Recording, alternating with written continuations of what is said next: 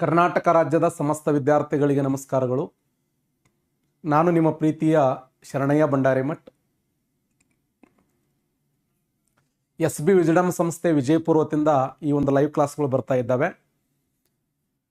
ಕಳೆದ ಕ್ಲಾಸ್ನಲ್ಲಿ ನಾವು ಸುಮಾರು 15 ಕ್ಲಾಸ್ಗಳನ್ನು ಮಾಡಿ ಸರಣಿ 16ನೇ ಕ್ಲಾಸಿಗೆ ನಾವು ಕಾಲಿಡ್ತಾ ಇದ್ದೇವೆ. ಇವತ್ತು ವಿಶೇಷವಾಗಿರುವಂಥ ಒಂದು ಚಾಪ್ಟರನ್ನು ನೋಡೋಣ. ಅದು ಯಾವುದು ಅಂದರೆ ಭಾರತದ ರಾಷ್ಟ್ರೀಯ ಹೋರಾಟ ಅಂತ ಹೇಳಿ. ಭಾರತದ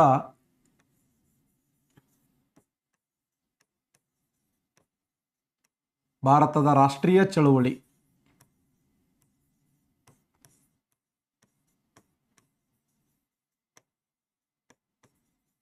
ಭಾರತದ ರಾಷ್ಟ್ರೀಯ ಚಳುವಳಿ ಅಂದ್ರು ಒಂದೇ ದ ಇಂಡಿಯನ್ ನ್ಯಾಷನಲ್ ಮೂವ್ಮೆಂಟ್ ಅಂತ ಕರಿತೀವಿ. ಭಾರತದ ರಾಷ್ಟ್ರೀಯ ಹೋರಾಟ ಪ್ರಪಂಚದ ಎಲ್ಲ ದೇಶದ ಹೋರಾಟವನ್ನು ಗಮನಿಸಿದಾಗ ಭಾರತದ ರಾಷ್ಟ್ರೀಯ ಚಳವಳಿ ತನ್ನದೇ ಆಗಿರುವಂಥ ವಿಭಿನ್ನತೆಯನ್ನು ಪಡ್ಕೊಂಡ. ಬಹುಶಃ 1600ರಲ್ಲಿ ಭಾರತ ದೇಶಕ್ಕೆ ಬಂದಂಥ ಬ್ರಿಟಿಷರ ವಿರುದ್ಧ 1757ರ ಪ್ಲಾಸಿ ಕದನ, 1764ರ ಬಕ್ಸರ್ ಕದನ, 1857ರ ಪ್ರಥಮ ಸ್ವಾತಂತ್ರ್ಯ ಸಂಗ್ರಾಮಗಳನ್ನು ಗಮನಿಸಿದಾಗ ಬಹುತೇಕ ಭಾರತ ದೇಶದಲ್ಲಿ ಬ್ರಿಟಿಷರ ವಿರುದ್ಧ ಅನೇಕ ಹೋರಾಟಗಳು, ಅನೇಕ ಸಂಗತಿಗಳನ್ನು ಗಮನಿಸ್ತಾ ಬರ್ತೀವಿ. 1757ರ ಪ್ಲಾಸಿ ಕದನದಲ್ಲಿ ಸಿರಾಜುದ್ದೌಲನ್ನ ಅವರು ಸದೆ ಬಡಿತಾರೆ. 1764ರ ಬಕ್ಸರ್ ಕದನದಲ್ಲಿ ಮೀರ್ ಜಾಫರ್ನ ಸದೆ ಬಡಿತಾರೆ. ಔಧದ ನವಾಬನಾಗಿರುವಂಥ ಸುಜಾವುದ್ದೌಲನ ನಾಶ ಮಾಡಿದರು. ದೆಹಲಿಯ ಚಕ್ರವರ್ತಿಯಾಗಿರುವಂಥ 2ನೇ ಶಾ ಆಲಮನನ್ನ ನಾಶ ಮಾಡಿದರು. 1765 ಆಗಸ್ಟ್ 16ರಂದು ಅಲಹಾಬಾದ್ ಒಪ್ಪಂದ ಆಗ್ತದೆ. ಆ ಅಲಹಾಬಾದ್ ಒಪ್ಪಂದದ ಮೂಲಕ ಅವರು ಅಖಂಡ ಭಾರತ ದೇಶವನ್ನು ಆಳುವಂಥ ಪ್ರಯತ್ನವನ್ನು ಮಾಡಿದರು. ರಾಬರ್ಟ್ ಕ್ಲೈವ್ ದ್ವಿಮುಖ ಸರ್ಕಾರ ಪದ್ಧತಿಯನ್ನು ಜಾರಿಗೆ ತರುವುದರ ಮೂಲಕ ಬಂಗಾಳ, ಬಿಹಾರ, ಒಡಿಶಾ ಪ್ರಾಂತ್ಯಗಳಲ್ಲಿ ತನ್ನದೇ ಆಗಿರುವಂಥ ಪ್ರಭುತ್ವವನ್ನು ಸಾಧಿಸ್ತಾನೆ. ಬಂಗಾಳ, ಬಿಹಾರ, ಒಡಿಶಾ ಪ್ರಾಂತ್ಯಗಳ ಮೂಲಕ ಅಖಂಡ ಭಾರತ ದೇಶವನ್ನು ಆಳುವಂಥ ಪ್ರಯತ್ನವನ್ನು ಮಾಡಿದರು. ಅವರು ಸಹಾಯಕ ಸೈನ್ಯ ಪದ್ಧತಿ ಜಾರಿಗೆ ತಂದರು. ದತ್ತು ಮಕ್ಕಳಿಗೆ ಹಕ್ಕಿಲ್ಲ ಅನ್ನುವಂಥ ಪದ್ಧತಿ ಜಾರಿಗೆ ತಂದರು. ರಾಜರ ಬಿರುದು ಬಾವಲಿಗಳನ್ನು ರದ್ದು ಮಾಡಿದರು. ಅವರ ಪಿಂಚಣಿ ಹಣ ರದ್ದು ಮಾಡಿದರು. ನಿಮ್ಗೆ ಆಳ್ವಿಕೆ ಮಾಡೋಕ್ಕಾಗಲ್ಲ ಅಂತ ತಿಳ್ಕೊಂಡು ದುರಾಡಳಿತ ಪವಡಿ ಸಾಮ್ರಾಜ್ಯಗಳನ್ನು ಕಸಿದುಕೊಳ್ಳುವಂಥ ಪ್ರಯತ್ನವನ್ನು ಮಾಡಿದರು. ಬಹುಶಃ ಅವರು ಎಲ್ಲ ರೀತಿಗಳಿಂದ ಭಾರತ ದೇಶವನ್ನ ಸಾಮ್ರಾಜ್ಯಶಾಹಿ ಹಾಗೂ ವಸಾಹತುಶಾಹಿಗಳ ನೀತಿಯಿಂದ ಅಖಂಡ ಭಾರತ ದೇಶವನ್ನು ಕಬಳಿಸುವಂಥ ಪ್ರಯತ್ನವನ್ನು ಮಾಡಿದರು. ಕಾಯಂ ಜಮೀನ್ದಾರ ಪದ್ಧತಿ, ರೈತವಾರಿ ಪದ್ಧತಿ, ಮೊಹಲ್ವಾರಿ ಪದ್ಧತಿಗಳ ಮೂಲಕ ರೈತರ ರಕ್ತನ ಹೀರುವಂಥ ಪ್ರಯತ್ನವನ್ನು ಮಾಡಿದರು. ಅದಕ್ಕೆ ಈಶ್ವರಿ ಪ್ರಸಾದ್ ಅವರು ಹೇಳ್ತಾರೆ, ಭಾರತಾಂಬೆ ಬ್ರಿಟಿಷರಿಗೆ ಹಾಲು ಕೊಡುವ ಹಸುವಾಗಿದ್ದಳು ಅಂತ.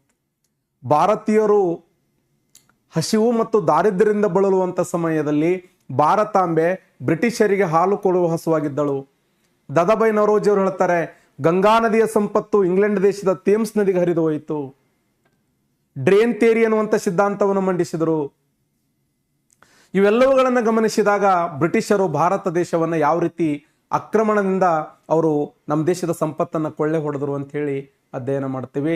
ಅದರ ವಿರುದ್ಧವಾಗಿ 1857ರ ದಂಗೆ, ಆ 1857ರ ದಂಗೆಯಲ್ಲಿ ನಾವು ಯಶಸ್ವಿಯಾಗಲಿಲ್ಲ. ಆ 1857ರಿಂದ 1947ರವರೆಗೆ ಸರಿಸುಮಾರು 90 ವರ್ಷಗಳಲ್ಲಿ ಹಲವು ಬದಲಾವಣೆಗಳಾಗ್ತವೆ.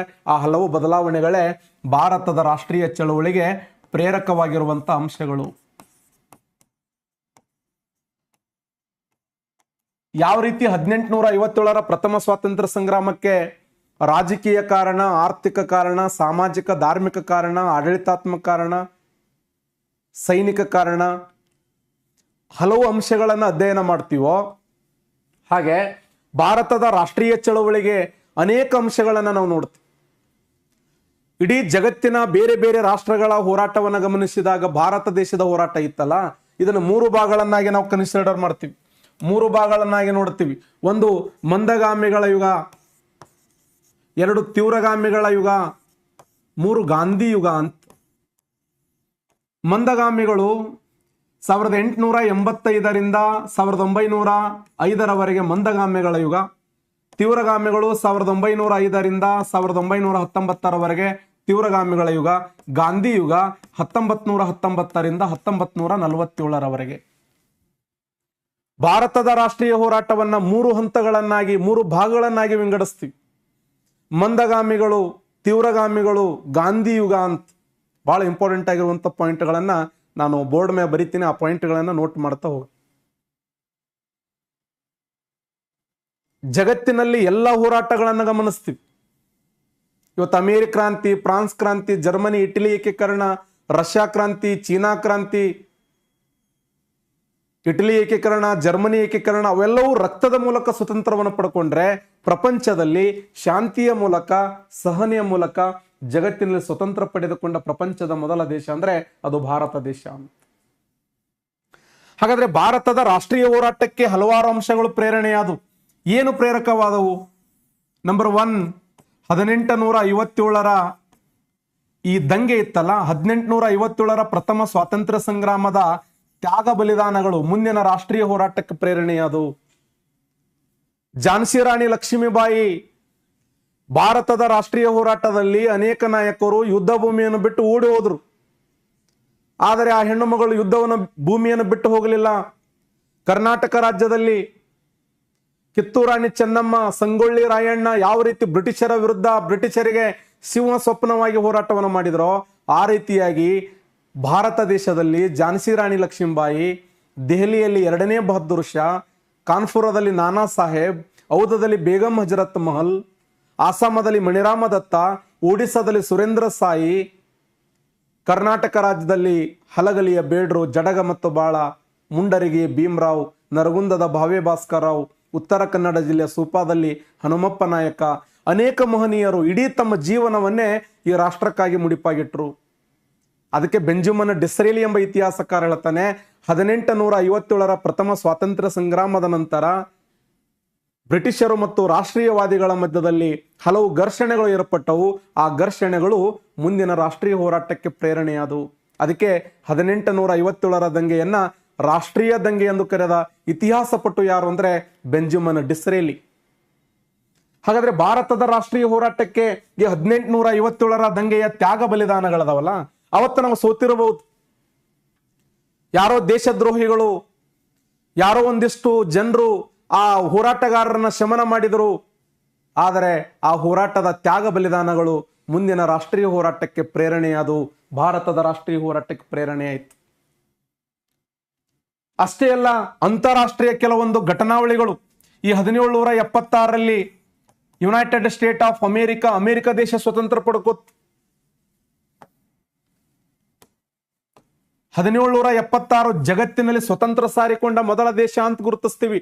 ಇಡೀ ಪ್ರಪಂಚದಲ್ಲಿ ಸ್ವತಂತ್ರ ಪಡೆದುಕೊಂಡ ಮೊದಲ ದೇಶ ಅಂದ್ರೆ ಅಮೆರಿಕ ದೇಶದ ಸಂವಿಧಾನವನ್ನು ಬರೆದವರು ಥಾಮಸ್ ಜಾಫರ್ಸನ್, ಅಮೆರಿಕದ ಸ್ವತಂತ್ರ ಕ್ರಾಂತಿಯ ಪಿತಾಮಹ ಜಾರ್ಜ್ ವಾಷಿಂಗ್ಟನ್. ಜಗತ್ತಿನಲ್ಲಿ ಅತ್ಯಂತ ಚಿಕ್ಕದಾಗಿರುವ ಸಂವಿಧಾನ, ಲಿಖಿತ ಸಂವಿಧಾನ, ಅದು ಅಮೆರಿಕದ ಸಂವಿಧಾನ. ಹಾಗಾದ್ರೆ ಆ ಅಮೆರಿಕ ದೇಶ ತನ್ನ ತಾಯ್ನಾಡಾಗಿರುವಂತ ಇಂಗ್ಲೆಂಡದ ವಿರುದ್ಧ ಹೋರಾಟವನ್ನು ಮಾಡಿ ಸಕ್ಸಸ್ ಆದರು. ಅಮೆರಿಕ ದೇಶ ತನ್ನ ತಾಯ್ನಾಡಿನ ವಿರುದ್ಧ ಹೋರಾಟವನ್ನು ಮಾಡಿ ಸಕ್ಸಸ್ ಆಗುವುದಾದರೆ ನಾವ್ಯಾಕೆ ಹೋರಾಟವನ್ನು ಮಾಡಬಾರದು ಅಂತ ಭಾರತೀಯ ಹೋರಾಟಗಾರರಿಗೆ ಪ್ರೇರಣೆ ಆಯಿತು. 1789ರಲ್ಲಿ ಫ್ರಾನ್ಸ್ ದೇಶ ಸ್ವತಂತ್ರವನ್ನು ಪಡ್ಕೋತು. ಜಗತ್ತಿನಲ್ಲಿ ಪ್ರಜಾಪ್ರಭುತ್ವಕ್ಕೆ ಸಿಕ್ಕಂತ ಮೊದಲ ಜಯ ಇದು. ರೂಸೋ ಸಾಮಾಜಿಕ ಒಪ್ಪಂದ ಅನ್ನುವಂಥ ಗ್ರಂಥವನ್ನು ಬರೀತಾನೆ. ವಾಲ್ಟೇರ್, ಮಾಂಟೆಸ್ಕೋ, ರೂಸೋ ಅನ್ನುವಂಥ ಮಹಾನ್ ತತ್ವಜ್ಞಾನಿಗಳ ಪ್ರೇರಣೆಯಿಂದ ಫ್ರಾನ್ಸ್ ದೇಶ 1789ರಲ್ಲಿ ಸ್ವತಂತ್ರ, ಸಮಾನತೆ, ಭಾತೃತ್ವ ಎಂಬ ತತ್ವಗಳನ್ನು ಮುಂದಿಟ್ಟುಕೊಂಡು 1789ರಲ್ಲಿ ಫ್ರಾನ್ಸ್ ದೇಶ ಸ್ವತಂತ್ರವನ್ನು ಪಡ್ಕೋತು. ಇವತ್ತು ನಮ್ಮ ಭಾರತ ಸಂವಿಧಾನಕ್ಕೆ ಸ್ವಾತಂತ್ರ್ಯ, ಸಮಾನತೆ, ಭಾತೃತ್ವ, ಗಣರಾಜ್ಯ ಎಂಬ ಪದಗಳನ್ನ ಯಾವ ಸಂವಿಧಾನದಿಂದ ಎರವಲು ಪಡೆಯಲಾಗಿದೆ ಅಂದ್ರೆ ಅದು ಫ್ರಾನ್ಸ್ ಸಂವಿಧಾನದಿಂದ ಎರವಲು ಪಡೆಯಲಾಗಿದೆ. ಹಾಗಾದ್ರೆ ಆ ರೂಸೋ ಬರೆದಂತ ಸಾಮಾಜಿಕ ಒಪ್ಪಂದ ಅನ್ನುವಂಥ ಗ್ರಂಥ ಇದೆಯಲ್ಲ, ಆ ಗ್ರಂಥದಲ್ಲಿ ಸ್ವಾತಂತ್ರ್ಯ, ಸಮಾನತೆ, ಭಾತೃತ್ವ ಎಂಬ ಪದಗಳನ್ನು ಆಯ್ಕೆ ಮಾಡಿಕೊಳ್ಳಲಾಯಿತು. ಫ್ರಾನ್ಸ್ ದೇಶದ ಚಕ್ರವರ್ತಿ 16ನೇ ಲೂಯಿ, ಆತನ ಹೆಂಡತಿ ಮೇರಿ ಆಂಟೈನ್. ಆ ದೇಶದಲ್ಲಿ ಹೆಂಗಿತ್ತು ಪ್ರಜಾಪ್ರಭುತ್ವ ವ್ಯವಸ್ಥೆ ಅಂತಂದ್ರೆ, ಆ ಸುಮಾರು ಒಂದು 500 ಬಜೆಟ್ ಅನ್ನು ಮಂಡನೆ ಮಾಡಿದರೆ 500ರಲ್ಲಿ 250 ಕೋಟಿ ಹಣ ಅವಳ ಹೆಂಡತಿಗಾಗಿ ಮೀಸಲಾಗಿಡ್ತಿದ್ರು. 16ನೇ ಲೂಯಿ ಆತನ ಹೆಂಡತಿ ಮೇರಿ ಆಂಟನ್, ಅವಳನ್ನು ಕೋತಾ ಮೇಡಮ್ ಅಂತ ಕರೀತಿದ್ರು. ಬಡ ಜನರು ಬಂದು ನಮಗೆ ಊಟ ಅಂತ ಕೇಳಿದ್ರೆ ಆ ಗ್ರೌಂಡ್ನಾಗ ಇರುವಂತ ಹುಲ್ಲು ತಿನ್ನಂತಿದ್ರು. ಅವ್ರು ಗ್ರಾಸ್ ತಿನ್ರಿ, ಹುಲ್ಲನ್ನು ತಿನ್ರಿ, ರೊಟ್ಟಿ ಬೇಕಾದ್ರೂ ಹುಲ್ಲನ್ನು ತಿನ್ರಿ. ಯಾರಾದರೂ ಫ್ರಾನ್ಸ್ ದೇಶದ ಅಧಿಕಾರವನ್ನು ಪ್ರಶ್ನೆ ಮಾಡಿದರೆ, ಯಾರಾದರೂ ಫ್ರಾನ್ಸ್ ದೇಶದ ಅರಸೊತ್ತಿಗೆನ ಪ್ರಶ್ನೆ ಮಾಡಿದರೆ, ಆ ಸಮಯದಲ್ಲಿ ಏನಾಗ್ತಿತ್ತು ಗೊತ್ತಾ? ಗಿಲೋಟಿನ್ ಅನ್ನುವಂತ ಒಂದು ಯಂತ್ರ ಇತ್ತು. ಆ ಗಿಲೋಟಿನ್ ಯಂತ್ರಕ್ಕಿಟ್ಟು ಅವರನ್ನು ಕಡಿತಿದ್ರು. ರುಂಡಗಳನ್ನ ಎಟ್ ಎ ಟೈಮ್ 10, 20, 30, 100, 500 ರುಂಡಗಳನ್ನು ಹಾರಿಸ್ತಿದ್ರು. ನೋಡಿ ಆ ದೇಶದ ಪ್ರಜೆಗಳು ಎಷ್ಟರ ಮಟ್ಟಿಗೆ ಸಿಟ್ಟಿಗೆ ಬಂದ್ರು ಅಂದ್ರ, ಗಿಲೋಟಿನ್ ಯಂತ್ರಕ್ಕೆ ಇಟ್ಟು ಕಡಿಯುವಂತ ರಾಜ ಮಹಾರಾಜರನ್ನೇ ವಾಪಸ್ ಗಿಲೋಟಿನ್ ಯಂತ್ರಕ್ಕೆ ಇಟ್ಟು ಕಡಿತಾರೆ. 16 ಲೂಯಿ ಮತ್ತು ಆತನ ಹೆಂಡತಿ ಮೇರಿ ಆಂಟೈನ್ ಅನ್ನ 1789 ಫ್ರಾನ್ಸ್ ಕ್ರಾಂತಿಯ ಸಮಯದಲ್ಲಿ ಅವರಿಬ್ಬರ ರುಂಡವನ್ನು ಕತ್ತರಿಸಿದ್ರು. ಜಗತ್ತಿನಲ್ಲಿ ಪ್ರಜಾಪ್ರಭುತ್ವಕ್ಕೆ ಸಿಕ್ಕಂತ ಅತ್ಯಂತ ದೊಡ್ಡದಾಗಿರುವಂತ ಜಯ ಅಂದ್ರೆ ಅದು ಫ್ರಾನ್ಸ್ ಕ್ರಾಂತಿ. ಅಷ್ಟೇ ಅಲ್ಲ, 1871ರಲ್ಲಿ ಜರ್ಮನಿ ಏಕೀಕರಣ, 1870ರಲ್ಲಿ ಇಟಲಿ ಏಕೀಕರಣಗಳು. ಯಾಕೆ ಇವುಗಳನ್ನು ಏಕೀಕರಣ ಅಂತ ಕರೆದರು? ಇವುಗಳನ್ನು ಯಾಕೆ ಕ್ರಾಂತಿಗಳಂತ ಕರೆದರು? ಈ ಏಕೀಕರಣ ಅಂದ್ರೆ ನೆಪೋಲಿಯನ್ ಬೋನಾಪಾರ್ಟ್ ಆಳಲ್ಪಟ್ಟಿರ್ತಕ್ಕಂಥ ಪ್ರದೇಶಗಳನ್ನ ಮತ್ತೆ ಒಂದು ಮಾಡುವಂತ ಪ್ರಯತ್ನವನ್ನು ಮಾಡಿದರು. ನೆಪೋಲಿಯನ್ ಬೋನಾಪಾರ್ಟನು ಅಧಿಕಾರದ ನಂತರ ಆ ಪ್ರದೇಶಗಳು ಏನು ಛಿದ್ರವಾಗಿದ್ದವಲ್ಲ ಅವೆಲ್ಲವುಗಳನ್ನ ಒಂದುಗೂಡಿಸುವಂತ ಪ್ರಯತ್ನವನ್ನು ಮಾಡಿದರು. 1870ರಲ್ಲಿ ಈ ಇಟಲಿ ಏಕೀಕರಣ, ಅಲ್ಲಿ ಜೋಸೆಫೆ ಮ್ಯಾಜಿನಿ ಆಗಿರಬಹುದು, ಕೌಂಟ್ ಡಿ ಕೌರ್ ಆಗಿರಬಹುದು, ವಿಕ್ಟೋರಿಯಾ ಯುಮ್ಯಾನ್ಯುಲ್ ಆಗಿರಬಹುದು, ಗ್ಯಾರಿಬಾಲ್ಡಿ ಆಗಿರಬಹುದು, ಜರ್ಮನಿ ದೇಶದ ಆ ಒಂದು ಸ್ವತಂತ್ರ ಹೋರಾಟಕ್ಕೆ ತನ್ನ ಇಡೀ ಜೀವನವನ್ನೇ ಮುಡುಪಾಗಿಟ್ಟಿರ್ತಕ್ಕಂಥ ಬಿಸ್ಮಾರ್ಕ್ ಕಬ್ಬಿಣ ಮತ್ತು ರಕ್ತದ ನಿಯಮವನ್ನು ಅನುಸರಿಸ್ತಾನೆ. ಜರ್ಮನಿ ದೇಶವನ್ನು ಒಂದು ಮಾಡುವಂತ ಪ್ರಯತ್ನವನ್ನು ಮಾಡಿದ ಬಿಸ್ಮಾರ್ಕ್. ಅಷ್ಟೇ ಅಲ್ಲ, 1917ರಲ್ಲಿ ರಷ್ಯಾ ಕ್ರಾಂತಿ ಆಯಿತು. ಜಗತ್ತಿನಲ್ಲಿ ಸಮಬಾಳು, ಸಮಪಾಲು, ಸಮಾನ ಹಂಚಿಕೆ ಎಂಬ ತತ್ವದ ಮೇಲೆ ಜಗತ್ತಿನಲ್ಲಿ ಸ್ವತಂತ್ರ ಸಾರಿಕೊಂಡ ಮೊದಲ ದೇಶ ಎಂದರೆ ಅದು ರಷ್ಯಾ ಕ್ರಾಂತಿ. ಲೆನಿನನ ವಿಚಾರಗಳು, ಮಾರ್ಕ್ಸ್ವಾದಿಯ ವಿಚಾರಗಳು. ಕಾರ್ಲ್ ಮಾರ್ಕ್ಸ್ ಅನ್ನುವಂಥ ವ್ಯಕ್ತಿ ಹುಟ್ಟಿದ್ದು ಜರ್ಮನಿಯಲ್ಲಿ, ಬೆಳೆದದ್ದು ಇಂಗ್ಲೆಂಡದಲ್ಲಿ, ತಿರುಗಾಡಿದ್ದು ಅಮೆರಿಕದಲ್ಲಿ, ಸತ್ತಿದ್ದು ರಷ್ಯಾದಲ್ಲಿ. ಅದಕ್ಕೆ ಕಾರ್ಲ್ ಮಾರ್ಕ್ಸ್ ಹುಟ್ಟದಿದ್ದರೆ ರಷ್ಯಾ ಕ್ರಾಂತಿ ಆಗ್ತಿರಲಿಲ್ಲ, ರೂಸೋ ಹುಟ್ಟದಿದ್ದರೆ ಫ್ರಾನ್ಸ್ ಕ್ರಾಂತಿ ಆಗ್ತಿರಲಿಲ್ಲ, ಜಾರ್ಜ್ ವಾಷಿಂಗ್ಟನ್ ಹುಟ್ಟದಿದ್ದರೆ ಅಮೆರಿಕ ಕ್ರಾಂತಿ ಆಗ್ತಿರಲಿಲ್ಲ.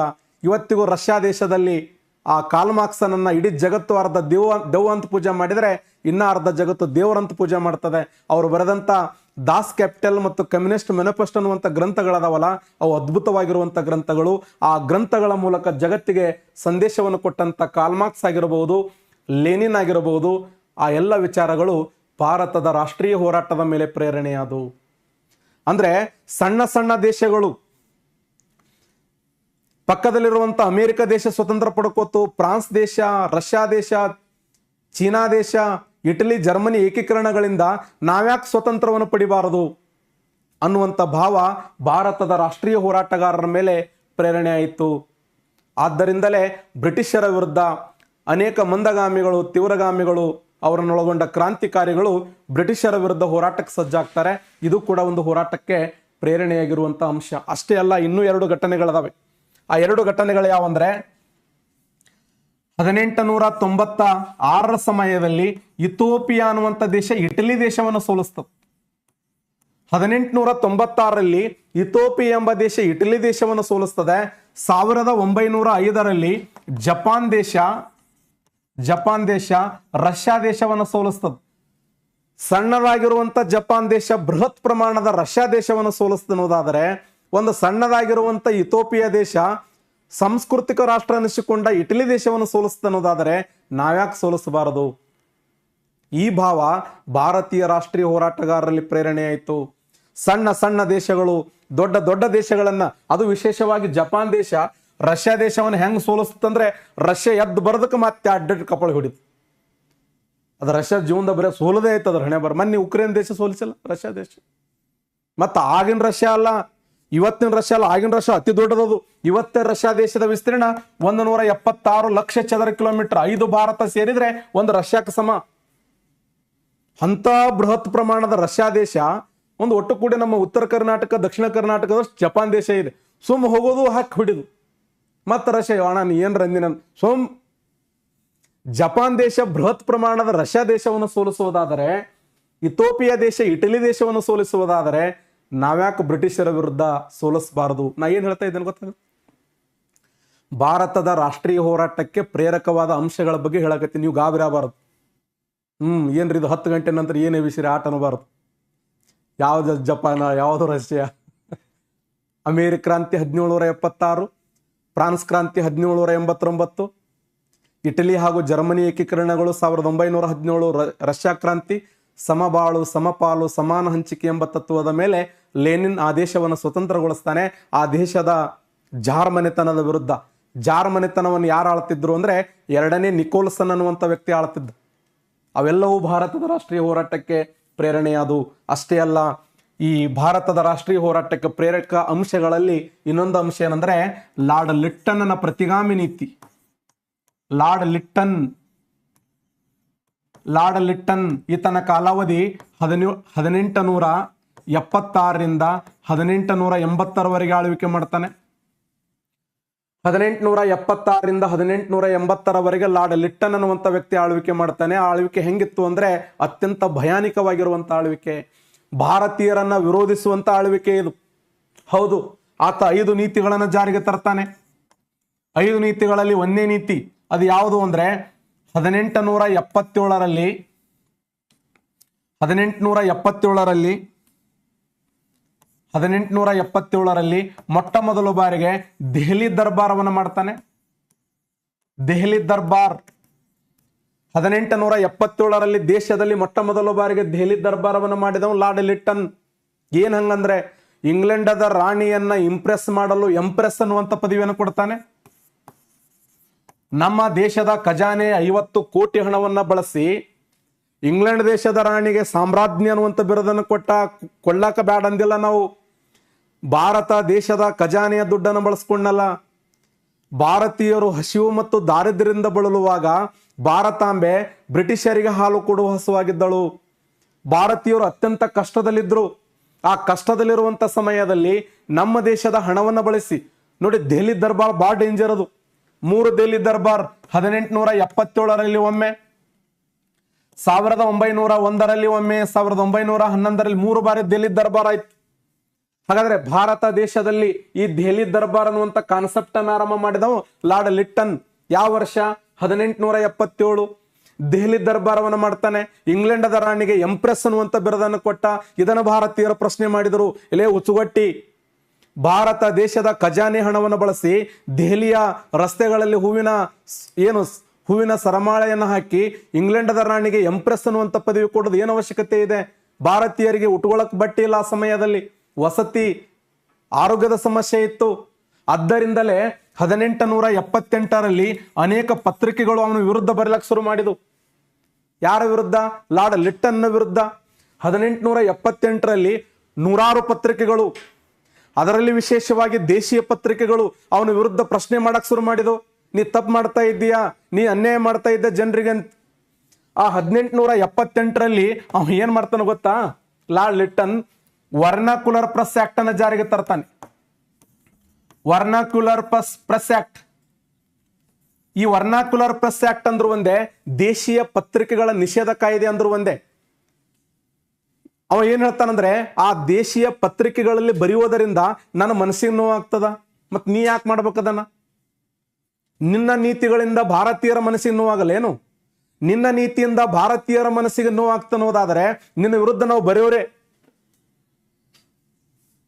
1878ರಲ್ಲಿ ಈ ವರ್ನಾಕ್ಯುಲರ್ ಪ್ರೆಸ್ ಆಕ್ಟ್ ಅಂತ ಕರಿತೀವಿ. ಇದನ್ನ ದೇಶೀಯ ಪತ್ರಿಕೆಗಳ ನಿಷೇಧ ಕಾಯ್ದೆ. ಭಾರತ ದೇಶದಲ್ಲಿ ಪತ್ರಿಕೆಗಳಿಗೆ ಜೀವಂತ ಕೊಟ್ಟವರು ಚಾರ್ಲ್ಸ್ ಮೆಟಾಕಾಫ್. ಆ ಪತ್ರಿಕೆಗಳನ್ನು ನಿಷೇಧ ಮಾಡಿದವರು ಈ ಒಂದು ಲಾರ್ಡ್ ಲಿಟ್ಟನ್. ಕ್ವಶನ್ ಆಗಿದೆ, ಭಾರತ ದೇಶದ ಮೊದಲ ದೇಶೀಯ ಪತ್ರಿಕೆಗಳು ಯಾವ? ದೇಶದ ಮೊದಲ ವರ್ನಾಕ್ಯುಲರ್ ಪತ್ರಿಕೆಗಳು ಯಾವ ಅಂದ್ರೆ ಮಾರ್ಷ್ಮನ್ ಅವರು ಬರೆದಂತ ದಿಗ್ದರ್ಶನ, ವಿಲಿಯಂ ಕ್ಯಾರಿ ಅವರು ಬರೆದಂತ ಸಮಾಚಾರ ದರ್ಶನ. ವೆರಿ ಇಂಪಾರ್ಟೆಂಟ್, ಎರಡು ನೋಟ್ ಮಾಡ್ಕೊಳ್ರಿ. ಮಾರ್ಷ್ಮನ್ ಅವರ ದಿಗ್ದರ್ಶನ ವಿಲಿಯಂ ಕ್ಯಾರಿ ಅವರು ಬರೆದಂತ ಸಮಾಚಾರ ದರ್ಶನ ಭಾರತ ದೇಶದ ಮೊದಲ 2 ವರ್ನಾಕುಲರ್ ಪತ್ರಿಕೆಗಳು. ಹೆಂಗ್ ಕರ್ನಾಟಕದ ಮೊದಲ ಪತ್ರಿಕೆ ಮಂಗಳೂರು ಸಮಾಚಾರೋ, ಭಾರತದ ಮೊದಲ ಪತ್ರಿಕೆ ದಿ ಬೆಂಗಾಲ್ ಗೆಜೆಟೋ, ಆ ರೀತಿಯಾಗಿ ಭಾರತ ದೇಶದಲ್ಲಿ ಬರೆಯಲ್ಪಟ್ಟಿರ್ತಕ್ಕಂಥ 2 ಮೊದಲ ವರ್ನಾಕುಲರ್ ಪತ್ರಿಕೆಗಳಂದ್ರೆ ಮಾರ್ಷ್ಮನ್ ಅವರು ಬರೆದಂತ ದಿಗ್ದರ್ಶನ, ವಿಲಿಯಂ ಕ್ಯಾರಿ ಅವರು ಬರೆದಂತ ಸಮಾಚಾರ ದರ್ಶನ. ಈ 2 ಪತ್ರಿಕೆಗಳದವಲ್ಲ, ಇವು ಭಾರತ ದೇಶದ ಮೊದಲ 2 ವರ್ನಾಕುಲರ್ ಪತ್ರಿಕೆಗಳಂತ ಓದ್ತೀವಿ. ಇಂಥ ಪತ್ರಿಕೆಗಳನ್ನ ನಿಷೇಧ ಮಾಡ್ತಾನೆ ಅವನು. ಪತ್ರಿಕೆಗಳು ಬರೆಯುವುದರಿಂದ ನನ್ನ ಮನಸ್ಸಿಗೆ ನೋವಾಗುತ್ತದೆ, ಮತ್ತ ನಿನ್ನಿಂದ ನಮ್ಮ ಮನಸ್ಸಿಗೆ ನೋವಾಗಲ್ಲನು? ನೀ ಜಾರಿಗೆ ತರುವಂತ ಕಾಯ್ದೆ ಕಾನೂನುಗಳಿಂದ ಭಾರತೀಯರ ಮನಸ್ಸಿಗೆ ನೋವಾಗಲ್ಲನು ಅಂತ ಅನೇಕ ರಾಷ್ಟ್ರೀಯವಾದಿಗಳು ಲಾರ್ಡ್ ಲಿಟ್ಟನ್ ಅನ್ನ ವಿಚಾರವನ್ನ ಪ್ರತಿರೋಧ ಮಾಡ್ತಾರೆ. ಆ ಸಮಯದಲ್ಲಿ ಲಾರ್ಡ್ ಲಿಟ್ಟನ್ ಒಂದು ಕಾಯ್ದೆ ಜಾರಿಗೆ ತಂದ 1878ರಿಂದ 80ರ ಸಮಯದಲ್ಲಿ ICS ವಯೋಮಿತಿಯನ್ನ 21ರಿಂದ 19 ವರ್ಷ ಕಡಿಮೆ ಮಾಡ್ತಾನೆ. ICS ವಯೋಮಿತಿಯನ್ನ ಉದ್ದೇಶಪೂರ್ವಕವಾಗಿ ಭಾರತೀಯರಿಗೆ ಅನ್ಯಾಯ ಮಾಡುವ ಸಲುವಾಗಿ ಯಾರು ICS ಎಕ್ಸಾಮ್ಗಳಲ್ಲಿ ಪಾಲ್ಗೊಳ್ಳಬಾರದು, ಯಾರು ಭಾರತೀಯರು ICS ಪರೀಕ್ಷೆಗಳಲ್ಲಿ ಒಳಗೊಳ್ಳಬಾರದು, ಇಂಗ್ಲೆಂಡ್ಗೆ ಹೋಗಬಾರದು ಅಂತ ಉದ್ದೇಶಕ್ಕಾಗಿ 1878ರಲ್ಲಿ ICS ವಯೋಮಿತಿಯನ್ನ 21ರಿಂದ 19 ವರ್ಷ ಕಡಿಮೆ ಮಾಡ್ತಾನೆ. ಇದರ ವಿರುದ್ಧ ಸುರೇಂದ್ರನಾಥ್ ಬ್ಯಾನರ್ಜಿ ನೀವು ಹೊರಗರ ಬಾ, ನೀ ಆ ಕೆಂಪು ಕೋಟೆ ಅದಲ್ಲ, ಕೆಂಪು ಕೋಟೆಯ ಹೊರಗೆ ಬಂದರ ಬಾ ನೀ ಅಂತ. ಅದಕ್ಕೆ ಸುರೇಂದ್ರನಾಥ್ ಬ್ಯಾನರ್ಜಿಯನ್ನ ಈ ಲಾರ್ಡ್ ಲಿಟ್ಟನ್ ಏನಂತ ಕರೀತಾನಂದ್ರೆ, ಆತನನ್ನ ಭಾರತ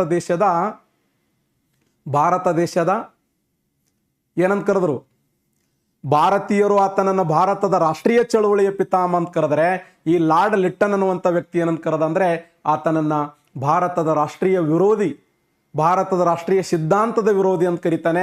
ಆ ಸಮಯದಲ್ಲಿ ಅನೇಕ ಪತ್ರಿಕೆಗಳಲ್ಲಿ ಇವನ ಹೆಸರನ್ನ ಬರೆಯಲಾಗುತ್ತದೆ.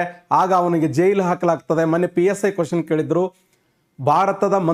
ಭಾರತದ ರಾಷ್ಟ್ರೀಯ ಹೋರಾಟದಲ್ಲಿ ಯಾವ ಪತ್ರಕರ್ತ ಮೊದಲು ಬಾರಿಗೆ ಜೈಲಿಗೆ ಹೋದ ಅಂದ್ರೆ ಸುರೇಂದ್ರನಾಥ್ ಬ್ಯಾನರ್ಜಿ. ಸೆರೆಮನೆಯನ್ನು ಸೇರಿದ ಮೊದಲ ಪತ್ರಕರ್ತ ಯಾರಂದ್ರೆ ಸುರೇಂದ್ರನಾಥ್ ಬ್ಯಾನರ್ಜಿ. ಅಲ್ಲಿಯೂ ಕೂಡ ಅವಮಾನ ಮಾಡುವಂತ ಪ್ರಯತ್ನವನ್ನು ಮಾಡ್ತಾನೆ ಲಾರ್ಡ್ ಲಿಟ್ಟನ್. ICS ಪರೀಕ್ಷೆಯನ್ನು ಪಾಸ್ ಮಾಡಿದ 2ನೇ ಭಾರತೀಯ ಆತನನ್ನ ಭಾರತದ ರಾಷ್ಟ್ರೀಯ ಚಳವಳಿಯ ಪಿತಾಮ ಅಂತ ಕರೀತಾರೆ. ಅಶಾಂತಿಯ ಜನಕ ಎಂದು ಬಾಲಗಂಗಾಧರ ತಿಲಕರನ್ನು ಕರೆದ್ರೆ ಈತನನ್ನ ಈ ಅನಾರಕ್ಯ ಅಂತ ಕರಿತೀವಲ್ಲ, ಅರಾಜಕತೆ, ಈತನನ್ನ ಬ್ರಿಟಿಷರು ಒಟ್ಟಾರೆಯಾಗಿ ಬ್ರಿಟಿಷರು ಈತನ ಏನು ಕರೆದ್ರಂದ್ರೆ ಭಾರತದ ಅರಾಜಕತೆಯ ಪಿತಾಮ ಅಂತ ಕರೀತಾರೆ. ಮುಂದೆ ಬರ್ತಾರವಲ್ಲ ಅವ್ರ ಬಗ್ಗೆ ಹೇಳ್ತೇನೆ, ಸುಮ್ ನೋಟ್ಸ್ ಮಾಡ್ಕೋಬೇಕು ನೀವು. ಯಾರನ್ನ ಭಾರತದ ಅರಾಜಕತೆಯ ಪಿತಾಮ ಎಂದು ಕರೆಯುತ್ತಾರಂದ್ರೆ ಸುರೇಂದ್ರನಾಥ್ ಬ್ಯಾನರ್ಜಿ. ಸೆರೆಮನಿಯನ್ನು ಸೇರಿದ ಮೊದಲ ಪತ್ರಕರ್ತ ಎಂದರೆ ಸುರೇಂದ್ರನಾಥ್ ಬ್ಯಾನರ್ಜಿ. ಯಾರ ವಿರುದ್ಧ ಹೋರಾಟವನ್ನು ಮಾಡಿದ ಅಂದ್ರೆ ಲಾರ್ಡ್ ಲಿಟ್ಟನ್ ವಿರುದ್ಧ ಹೋರಾಟ ಮಾಡ್ತಾನೆ. ಯಾಕೆ? ICS ವಯೋಮಿತಿಯನ್ನ 21ರಿಂದ 19 ವರ್ಷಕ್ಕೆ ಕಡಿಮೆ ಮಾಡಿದ್ದರಿಂದ. ಹಾಗಾದ್ರೆ 19ರಿಂದ 21 ವರ್ಷಕ್ಕೆ ಹೆಚ್ಚು ಮಾಡಿದವರು ಯಾರು? Lord Ripon. ಇವ ಏನೇನು ಕೆಟ್ಟ ಕೆಲಸ ಮಾಡಿದ್ನಲ್ಲ ಅವೆಲ್ಲವುಗಳನ್ನ ಬದಲು ಮಾಡಿ ಒಳ್ಳೆ ಕೆಲಸ ಮಾಡಿದ್ದರಿಂದ ಲಾರ್ಡ್ ರಿಪ್ಪನ್ ಅನ್ನ ಭಾರತ ಸ್ನೇಹ ಜೀವಿ ಅಂತ ಕರೀತಾರೆ, ಭಾರತದ ಸ್ಥಳೀಯ ಸರ್ಕಾರಗಳ ಪಿತಾಮ ಅಂತ ಕರೀತಾರೆ. ಹಾಗಾದ್ರೆ ಇದೇ ಸಮಯದಲ್ಲಿ ಒಂದು ಯುದ್ಧ ಮಾಡ್ತಾನೆ. 1878ರಿಂದ 1880ರ ಸಮಯದಲ್ಲಿ 2ನೇ ಆಂಗ್ಲೋ ಅಫ್ಘನ್ ಯುದ್ಧ ಅಂತ ಕರಿತೀವಿ.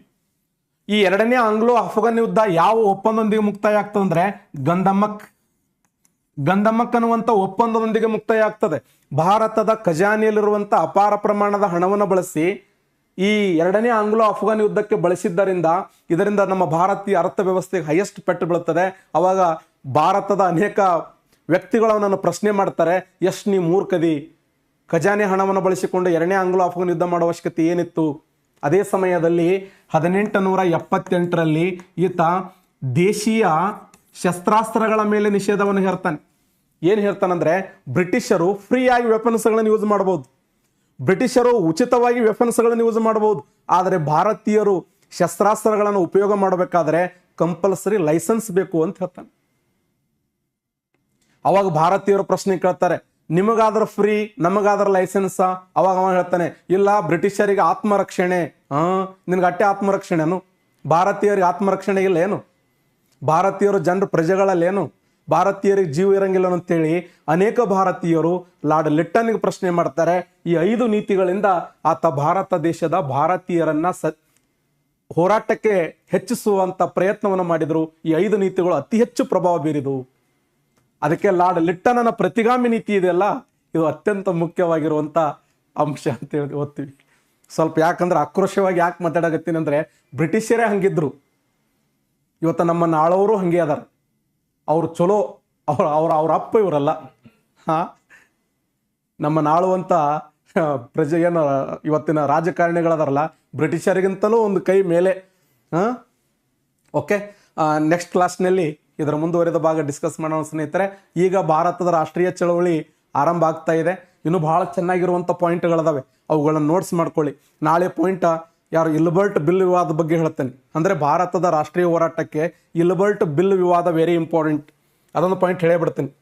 ಇಲ್ಬರ್ಟ್ ಬಿಲ್ ವಿವಾದ ಅಂತಂದರೆ 1883ರಲ್ಲಿ ಲಾರ್ಡ್ ರಿಪ್ಪನ್ ಅನ್ನುವಂಥ ವ್ಯಕ್ತಿ ಏನು ಮಾಡ್ತಾನಂದ್ರೆ ಈ ಒಂದು ಕಾಯ್ದೆಯನ್ನು ಜಾರಿಗೆ ತರ್ತಾನೆ. ಕ್ವಶನ್ ಏನು ಕೇಳಿದಾರೆ ಹೇಳ್ತೀನಿ ನೋಡಿ. ಇಲ್ಬರ್ಟ್ ಮಸೂದೆ ಏನ್ ಸರ್ ಇದು? ಇಲ್ಬರ್ಟ್ ಮಸೂದೆ ಅಂದ್ರೆ ಇದು ನ್ಯಾಯಾಂಗಕ್ಕೆ ಸಂಬಂಧಪಟ್ಟಿರ್ತಕ್ಕಂಥ ಮಸೂದೆ. 1883ರಲ್ಲಿ ಲಾರ್ಡ್ ರಿಪ್ಪನ್ ಅನ್ನುವಂಥ ವ್ಯಕ್ತಿ ಇಲ್ಬರ್ಟ್ ಕಾಯ್ದೆಯನ್ನು ಜಾರಿಗೆ ತರ್ತಾನೆ. ಇಲ್ಬರ್ಟ್ ಎಂಬ ನ್ಯಾಯಾಧೀಶನ ಹೆಸರಿನಲ್ಲಿ ಲಾರ್ಡ್ ರಿಪ್ಪನ್ ಭಾರತ ದೇಶದಲ್ಲಿ ಇಲ್ಬರ್ಟ್ ಕಾಯ್ದೆ ಜಾರಿಗೆ ತರ್ತಾನೆ. ಏನ್ರಿ ಇದು ಇಲ್ಬರ್ಟ್ ಕಾಯ್ದೆಯ ಪ್ರಕಾರ ಭಾರತದ ನ್ಯಾಯಾಧೀಶರು ಇನ್ನು ಮುಂದೆ ಯುರೋಪಿಯನ್ ಕೈದಿಗಳನ್ನು ವಿಚಾರಣೆ ಮಾಡಬಹುದು. ನೋಡಿ, 1883ಕ್ಕಿಂತ ಮುಂಚೆ ಭಾರತ ದೇಶದಲ್ಲಿರುವಂಥ ಭಾರತೀಯ ನ್ಯಾಯಾಧೀಶರು ಯುರೋಪಿಯನ್ ಕೈದಿಗಳನ್ನು ವಿಚಾರಣೆ ಮಾಡಕ್ಕೆ ಅವಕಾಶ ಇರಲಿಲ್ಲ. ಯುರೋಪಿಯನ್ ಕೈದಿಗಳನ್ನ ಯುರೋಪಿಯನ್ ನ್ಯಾಯಾಧೀಶರೇ ವಿಚಾರಣೆ ಮಾಡಬೇಕು. ಭಾರತದ ನ್ಯಾಯಾಧೀಶರು ಯುರೋಪಿಯನ್ ಕೈದಿಗಳನ್ನು ವಿಚಾರಣೆ ಮಾಡಕ್ಕೆ ಅವಕಾಶ ಕೊಟ್ಟಿರಲಿಲ್ಲ. ಆದರೆ ರಿಪ್ಪನ್ ಅನ್ನುವಂಥ ವ್ಯಕ್ತಿ ಏನು ಮಾಡ್ತಾನಂದ್ರೆ ಇನ್ನು ಮುಂದೆ ಭಾರತದ ನ್ಯಾಯಾಧೀಶ ಯುರೋಪಿಯನ್ ಕೈದಿಗಳನ್ನು ವಿಚಾರಣೆ ಮಾಡಬಹುದು ಅಂತ ಅವಕಾಶ ಕೊಟ್ಟ. ಇದನ್ನ ಯುರೋಪಿಯನ್ನರು ಪ್ರಶ್ನೆ ಮಾಡ್ತಾರೆ. ಯಾರಿಗೆ? ಲಾರ್ಡ್ ರಿಪ್ಪನ್ಗೆ. ರಿಪ್ಪನ್ನ ಏನು ಹುಚ್ಚದಿನಿ? ಒಂದು ವೇಳೆ ಭಾರತೀಯ ನ್ಯಾಯಾಧೀಶರು ಯುರೋಪಿಯನ್ ಕೈದಿಗಳನ್ನು ವಿಚಾರಣೆ ಮಾಡುವಾಗ ಸಿಟ್ಟಿಗೇರಿ ತಮ್ಮ ಮನಸ್ಸಿಗೆ ಬಂದಂಗೆ ತೀರ್ಪು ಕೊಟ್ಟರೆ ಯಾರು ಜವಾಬ್ದಾರಿ? ಯಪ್ಪ ಅಂದ ಲಾರ್ಡ್ ರಿಪ್ಪನ್. ಹೌದಲ್ಲ ಓಯಪ್ಪ ಅಂದ. ಮತ್ತೆ ಹೆಂಗ್ ಮಾಡೋದು? ಹೆಂಗ್ ಮಾಡ್ಲಿಕ್ಕೇನಿಲ್ಲ, ಈ ಭಾರತದ ನ್ಯಾಯಾಧೀಶನ ಪಕ್ಕದಲ್ಲಿ ಒಬ್ಬ ಯುರೋಪಿಯನ್ ನ್ಯಾಯಾಧೀಶನನ್ನು ಕುಂದಿರ್ಸ್ರಿ. ಭಾರತದ ನ್ಯಾಯಾಧೀಶನ ಪಕ್ಕದಲ್ಲಿ ಯುರೋಪಿಯನ್ ನ್ಯಾಯಾಧೀಶನನ್ನು ಕುಂದಿರಿಸಿ ಆ ಭಾರತದ ನ್ಯಾಯಾಧೀಶ ಸಿಗ್ನೇಚರ್ ಮಾಡಿದ ಮೇಲೆ ಯುರೋಪಿಯನ್ ನ್ಯಾಯಾಧೀಶನ ಸಿಗ್ನೇಚರ್ ಮಾಡಬೇಕು, ಅಂದ್ರೆ ಫೈನಲ್ ಅದು. ಅವಾಗ ರಿಪ್ಪನ್ ಎಸ್ ಒಳ್ಳೆಯದು ಪಾಯಿಂಟ್ ಅಂತ ತಿಳ್ಕೊಂಡು ಈ ಇಲ್ಬರ್ಟ್ ಕಾಯ್ದೆಯಲ್ಲಿ ಬದಲಾವಣೆಯನ್ನು ತರ್ತಾನೆ. ಓಕೆ, ಭಾರತೀಯ ನ್ಯಾಯಾಧೀಶರು ಯುರೋಪಿಯನ್ ಕೈದಿಗಳನ್ನು ವಿಚಾರಣೆ ಮಾಡಬಹುದು, ಆದರೆ ಅದರ ಪಕ್ಕದಲ್ಲಿ ಒಬ್ಬ ಯುರೋಪಿಯನ್ ನ್ಯಾಯಾಧೀಶನು ಇರಬೇಕು ಅಂದ್ರು. ಅದಕ್ಕೆ ಭಾರತೀಯರಂದ್ರು, ಭಾರತ ದೇಶದ ನ್ಯಾಯಾಧೀಶನ ಮೇಲೆ ನಿಮಗೆ ನಂಬಿಕೆ ಇಲ್ಲ ಅನ್ನೋದಾದರೆ ನಿಮ್ಮ್ಯಾಗ ನಮಗೂ ನಂಬಿಕೆ ಇಲ್ಲ ಅಂದ್ರು ಭಾರತೀಯರು. ಎಷ್ಟು ಡೇಂಜರ್ ಅದಿರಪ್ಪ ನೀವು ಅಟ್ಟೆ ಶಾಲೆ ಏನು? ಭಾರತೀಯ ನ್ಯಾಯಾಧೀಶರ ಮೇಲೆ ನಮಗೆ ನಂಬಿಕೆ ಇಲ್ಲ ಅನ್ನೋದಾದರೆ ನಿಮ್ಮ ಮ್ಯಾಗ ನಮಗೂ ನಂಬಿಕೆ ಇಲ್ಲ ಅಂತ ತಿಳ್ಕೊಂಡು ಈ ಕಾಯ್ದೆನ ವಿರೋಧ ಮಾಡ್ತಾರೆ. ಇದನ್ನೇ ಇಲ್ಬರ್ಟ್ ಬಿಲ್ ವಿವಾದ ಅಂತ ಕರಿತೀವಿ. ಇದು ಕೂಡ ಭಾರತದ ರಾಷ್ಟ್ರೀಯ ಹೋರಾಟಕ್ಕೆ ಪ್ರೇರಕವಾಗಿರುವಂಥ ಒಂದು ಅಂಶ ಅಂತ ಹೇಳಿ ಇಷ್ಟು ಹೇಳಿ ಒಂದೆರಡು ಮಾತು ನಾವು ಮುಗಿಸ್ತಾ ಇದ್ದೇವೆ. ನಮಸ್ಕಾರ.